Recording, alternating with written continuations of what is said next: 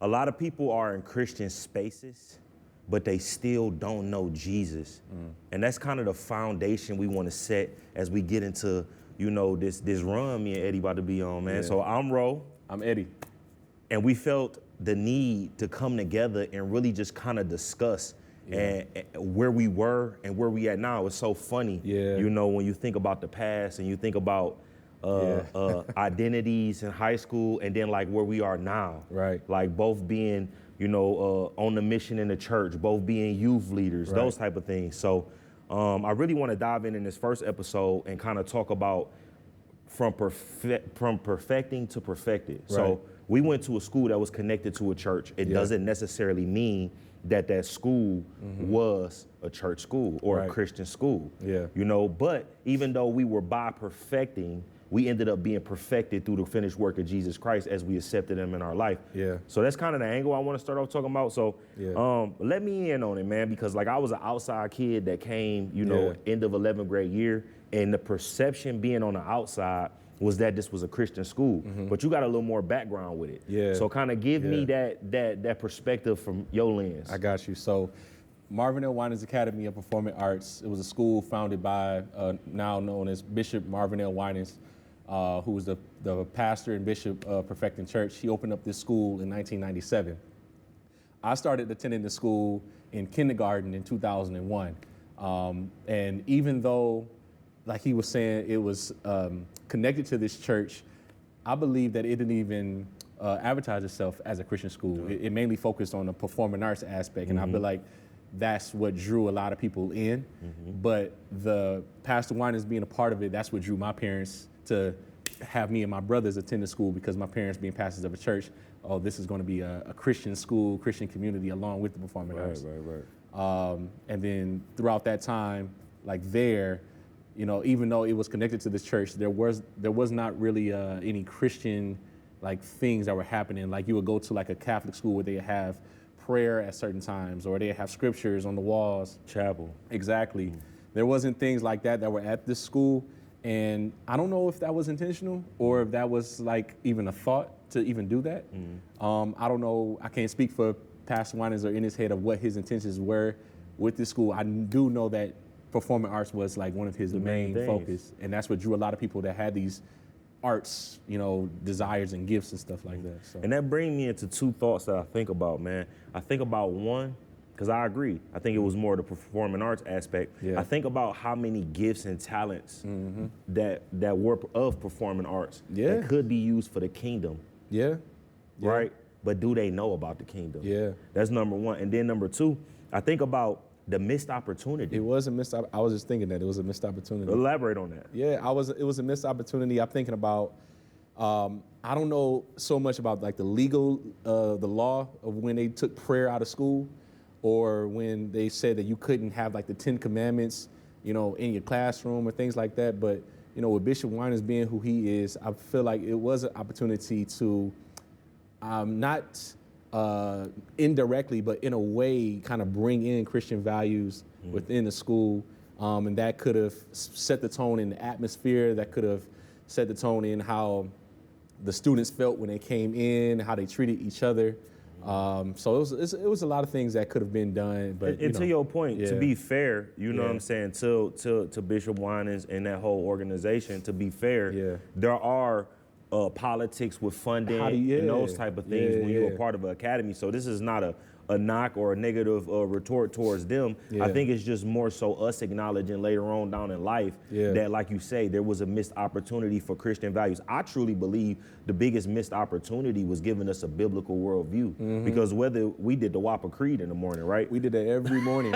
Every single morning. Man. That was an opportunity where you had our ears. You had us doing something that we didn't want to do. You know what I'm saying? And in that moment, whether prayer couldn't be a part of it or the 10 Commandments couldn't be a part of it, that was opportunity to speak and give us a biblical worldview. Hey, this just occurred. Right. This is how we see it. And they might not have been allowed to do that. So I want to make sure we continue to be fair to them. But I just be thinking about it, like, look at where we at today. We in a church building that is a product of a teacher that both taught us at that school. You know what I'm saying?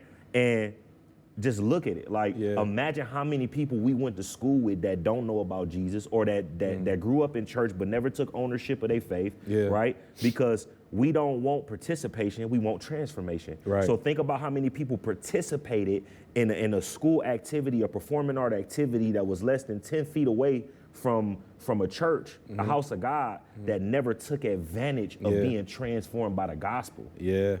I think about how some of our performances were even held in the church, in the sanctuary. That's good. And then also to your point about having teachers like Pastor Ken, who was our teacher back in high school, and having teachers that were hired, or even staff that were hired that went to the church, the difference that made. I know for me, speaking personally, having Pastor Ken as my social studies teacher, my history teacher, my finance teacher, I felt drawn to him. And I would go to him even after school hours or after class just to talk to him about things. He helped me with developing my first sermon, right? He helped me with certain things that I was dealing with emotionally with different people in the school, whether it was with friends or with girls. I literally remember, like it was yesterday, crying in his classroom, and just him, like, just being there as a teacher. Who's to say, if it was a different teacher and they didn't have that Christian background or biblical worldview, that they would have been in the position to help me in that time and plant the seeds for what I'm doing now, serving youth and whatnot. So, yeah. Facts, though. Facts. And with that noted, man, because we want to make sure all these episodes is anchored in Scripture, man. Let's flip to 2 Timothy 3:5, man. Okay. Because this is kind of the direction, like, the whole purpose in us doing this is making sure that, regardless of what happened in the past, regardless of the opportunities that was before us, we want to make sure now that we setting the tone and we setting the foundation of not missing it, not missing out on the opportunity that God has put before us. You said 2 Timothy. 2 Timothy. I was in the wrong spot at verse. 2 Timothy chapter 3, verse 5. No, 2 Timothy 3:5. I think to speak to kind of where we want to head, even with the rest of this episode as we continue to talk about this. 2 Timothy 3:5. You can go ahead and read it. Okay, so it says, they will act religious, but they will reject the power that could make them godly. Stay away from people like that. Yeah, and in other words, it's holding a form of godliness, right? But denying its power. And I don't think that was necessarily happening right there, but I think it's an opportunity for us to process the opportunity we had back then and realize, like, the reason why me being a street kid coming to that, or people outside looking in might have had a perspective on the church school because of being connected to the church, is because of our own ignorance. But I think about those who did grow up in church, or those staff members who were a part of the church that got hired, right? And never really connected the gospel to it. So a question then, do you think that because that connection was made, let's say you were like a Christian teacher, do you think that they then had that form of godliness because they didn't have that impact? Well, I don't question where they was at as far as salvation go. I think the perspective of having a formerly godliness but denying its power is simply the staple of what that square footage could have been. Like a form of godliness. We think that this school is some form of, like, this supposed to be the Christian school, but in reality, like, it's like anything goes. Anything goes. We're gonna talk about stuff that way, but anything goes. And like I say, once again, I want to be very clear on this. This is not a knock on the school. No. It's just me taking back and realizing, like, how many things in our life today have a form of godliness, but are denying the power of it due to cultural norms, due to societal pressure, due to all of the things that's around us that make us easier to navigate in this society where we not necessarily sacrificing. You know what I'm saying? Just think about those type of things. Like, for example, in my opinion, and we'll talk about this on the next episode, you kind of had two different roads that went into this building, right? You had those that, like you say, grew up in the church or went to the church, and then you had those coming off the streets, right? But both of them missed it. Both of them missed it. If you grew up in the church, come on, bro, these was our peers. Right, if you grew up in the church and you was a church kid, you still missed the opportunity of owning your faith. And then you was learning for an environment for 8 hours where it wasn't about owning your faith. It was about how good was your band, how much did you dance. You see what I'm saying? Yeah. And that's what I mean by it. Like I say, it's not a knock, but how many opportunities back then and today were we denying the power of God, but things have the form of godliness. Yeah. And I think to me, it makes me think about how regardless of what environment I am in, I'm a believer, and that should come across, right? People shouldn't have to guess, what I believe, and that impact should be made. That's good. And just how I carry myself, how I show up, how I talk.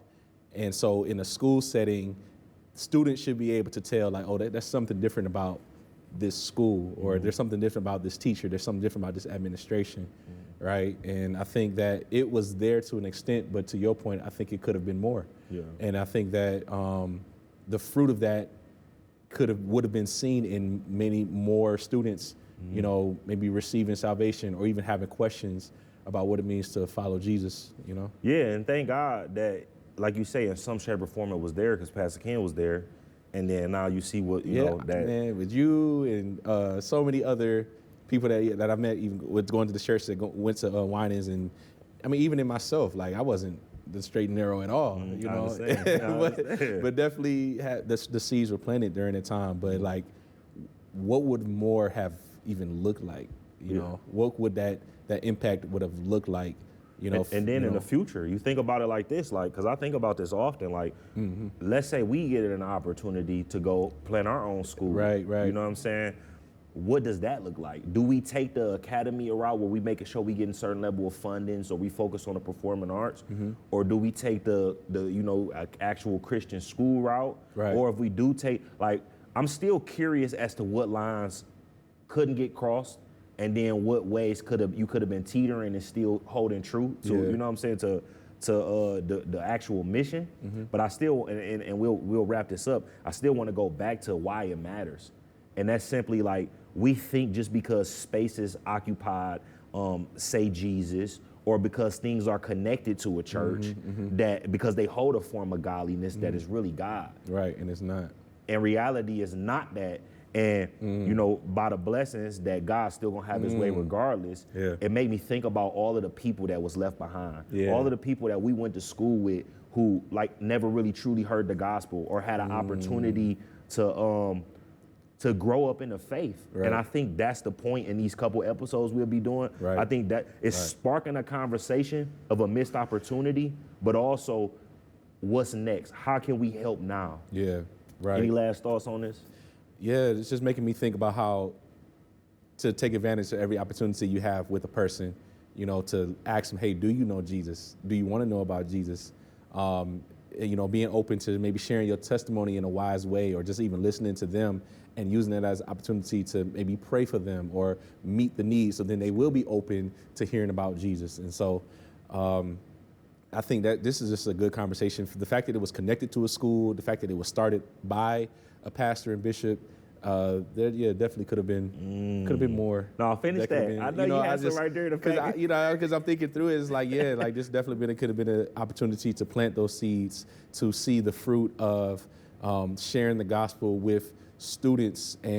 But again, the line is, you know, do you lose funding? Do you lose support from parents and stuff like that? How do you? But then also at the same time, we know that by planting the seeds in the children, you can impact the family, then you can impact the neighborhood, the city, the state, and all those different things and so on. And arguably it still's done because we sitting here today. Exactly. So we'll see y'all next episode, man.